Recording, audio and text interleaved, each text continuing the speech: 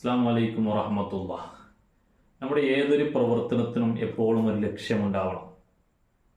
നാട്ടിൽ ഒരാൾ മരണപ്പെട്ടു എന്നറിഞ്ഞാൽ, കുടുംബത്തിൽ ഒരാൾ മരിച്ചു എന്നറിഞ്ഞാൽ നാം ഉടനെ ഓടിപ്പോവുകയാണ്.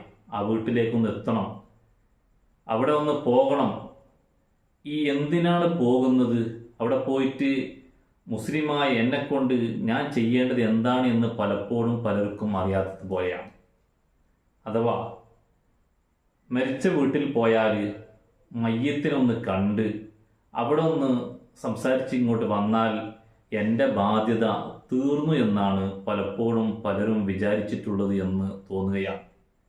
യഥാർത്ഥത്തിൽ മരിച്ച വീട്ടിൽ പോകുന്നത് ഒന്ന് ആ മയ്യത്തുമായി ബന്ധപ്പെട്ട് അവിടെ നമുക്ക് ചെയ്യാൻ പറ്റുന്ന എന്തെങ്കിലും ചെയ്യാനുണ്ടെങ്കിൽ ചെയ്യാനാണ്. കാരണം ഫർദ് കിഫയാണ്. ഒരാൾ മരിച്ചു കഴിഞ്ഞാൽ അദ്ദേഹത്തെ കുളിപ്പിക്കൽ, കഫൻ ചെയ്യൽ, നിസ്കരിക്കൽ, മറമാടൽ, ഈ 4 പ്രവർത്തനം ചെയ്യൽ ആ സമൂഹത്തിനിക്ക്, ആ നാട്ടുകാർക്ക് നിർബന്ധമാണ്. അപ്പം അവിടെ അതുമായി ബന്ധപ്പെട്ട് നമുക്കെന്തെങ്കിലും ചെയ്യാനുണ്ടെങ്കിൽ അത്തരം കർമ്മങ്ങളിൽ പോയി പങ്കുചേരുക. അതിൻ്റെതായ ബഹുമാനം, അതിൻ്റെ മഹത്വം, അതിൻ്റെ പ്രതിഫലവും ഹബീബായ മുത്തനബി സ്വല്ലല്ലാഹു അലൈഹി വസല്ലം തങ്ങൾ ധാരാളം പറഞ്ഞിട്ടുണ്ട്. ഞാൻ ഇന്ന് പറയുന്നത് അതല്ല, മറിച്ച് മരിച്ച വീട്ടിൽ പോകുന്നതിൻ്റെ വേറൊരു ലക്ഷ്യം അവിടെ പോയി ആ കുടുംബക്കാരെ സമാധാനിപ്പിക്കുക എന്നുള്ളതാണ്. മരിച്ച ഒരു ബാപ്പ മരിച്ചിട്ടുണ്ടെങ്കിൽ മക്കളെ സമാധാനിപ്പിക്കണം. അതേപോലെ തന്നെ സ്ത്രീകളാണെങ്കിൽ സ്ത്രീകളുടെ ഭാഗത്തുള്ളവർ, അവിടെ അവരുടെ പെൺമക്കൾ, അതുപോലെ തന്നെ ആ മരിച്ച വ്യക്തിയുടെ ഭാര്യ, അങ്ങനെ അവിടെ കുടുംബക്കാർ, അവരൊക്കെ സമാധാനിപ്പിക്കാനാണ് അവർ പോകേണ്ടത്. അതല്ലാതെ ഒരു വീട്ടിൽ മരിച്ചു എന്ന് കേട്ടാൽ അവിടെ പോയി നമ്മളവിടെ ഇരുന്ന് കുറേ സംസാരിച്ച് പലതും നമ്മളെ കുറേ കാര്യങ്ങൾ അവിടെ ചെയ്തു തീർക്കുകയാണ്.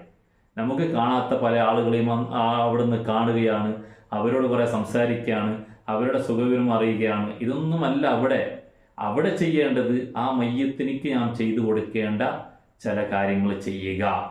ഒന്നുമില്ലെങ്കിൽ അവിടെ ഖുർആൻ ഓതിക്കൊണ്ടിരിക്കുക, അവിടെ മയ്യത്തിൻ്റെ മഗ്ഫിറത്തിന് വേണ്ടി ദുആ ചെയ്യുക, അങ്ങനെ കുടുംബക്കാരെ സമാധാനിപ്പിക്കുക. ചിലപ്പോൾ പാവപ്പെട്ട ആ മക്കള്, ആ വീട്ടുകാർ ഭക്ഷണം കഴിച്ചിട്ടുണ്ടാവൂല, അവർക്ക് ഭക്ഷണം ഉണ്ടാക്കി കൊടുക്കുക. ഇങ്ങനെയുള്ള പല ബാധ്യതകളും നമ്മുടെ മുമ്പിലുണ്ട് മരിച്ച വീട്ടിൽ. അതോടൊപ്പം മരിച്ച വീട്ടിൽ പോയാൽ മരിച്ച ആ മയ്യത്തിൻ്റെ കുടുംബക്കാരെ കൈപിടിച്ചൊന്ന് അഅ്ളമല്ലാഹു അജ്റക വഹസ്സന അസാക വഗഫറ ലിമയ്യിതിക എന്ന് അങ്ങോട്ട് പറയണം. മരിച്ച വീട്ടുകാരുടെ കുടുംബക്കാരെ കൈപിടിച്ച് പറയണം. എന്ത്? അഅ്ളമല്ലാഹു അജ്റക വഹസ്സന അസാക വഗഫറ ലിമയ്യിതിക, അഅ്ളമല്ലാഹു അജ്റക വഹസ്സന അസാക വഗഫറ ലിമയ്യിതിക എന്ന് പറയണം. അത് പ്രത്യേകം ആരാണോ ആ മയ്യത്തിൻ്റെ കുടുംബക്കാരവിടെ ഉള്ളത് അവരെ പോയി കണ്ടാൽ അത് കണ്ടുകൊണ്ട് അത് പറയൽ പ്രത്യേകം പുണ്യമുള്ളതാണ്. അതാണ് നാം ചെയ്യേണ്ടത്. മരിച്ച വീട്ടിൽ വെറുതെ പോയി എങ്ങനെയെങ്കിലും പോയി ഇങ്ങനെ വെറുതെ വരുന്നതിന് പകരം ഒന്ന് അവിടെ പോയി ചെയ്യേണ്ട കാര്യങ്ങളുണ്ട്. ഇത് മാത്രമല്ല, മരണ വീട്ടിൽ പോയി ചെയ്യേണ്ട ധാരാളം കർമ്മങ്ങളുണ്ട്.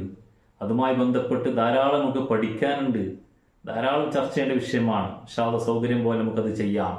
ഏതായാലും നാം ഇനി മുതൽ മരണ വീട്ടിൽ പോയാൽ ആ കുടുംബക്കാരെ കണ്ട് അവരെ കൈപിടിച്ച് അഅ്ളമല്ലാഹു അജ്റക വഹസ്സന അസാക വഗഫറ ലിമയ്യിതിക എന്ന് പറയൽ പ്രത്യേകം സുന്നത്താണ്.